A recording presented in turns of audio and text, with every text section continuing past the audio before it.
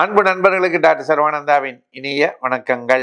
நண்பர்களே, ஔவையின் ஆத்திச்சூடி பெரியோரை துணைகொள் என்று சொல்லுகிறாள். அதாவது அறிவிலும் ஒழுக்கத்திலும் செயலிலும் சொல்லும் சொல்லிலும் நேர்மையையும் நியாயத்தையும் தர்மத்தையும் கடைபிடிக்கக்கூடியவர்களைத்தான் பெரியோர்கள்னு சொல்றோம். அப்படிப்பட்டவர்களோடு நாம என்ன பண்ணணும்?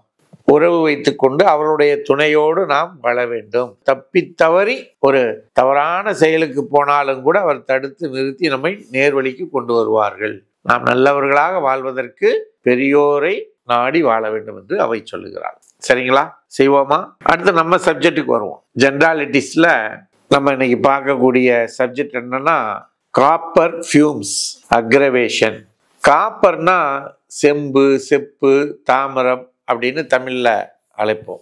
அப்படி அந்த காப்பரை ஹீட் பண்ணும் பொழுது ஏற்படக்கூடிய அந்த புகை, அந்த புகையை ஒருத்தர் சுவாசிப்பதின் மூலமா அவர்களுக்குள்ள உடல்ல ஏற்படக்கூடிய நோய் தன்மை அதிகரித்தால், உடல்ல இருக்கிற நோய் அதிகரித்தாலோ அல்லது உடல்ல நோய் உற்பத்தி ஆனாலோ அதை சரி செய்வதற்குரிய மருந்துகள் ஹோமியோபதியிலே இருக்கிறது என்று டாக்டர் ஹனிமேன் அவர்கள் மிக தெளிவாக சொல்லி இருக்கிறார்கள்.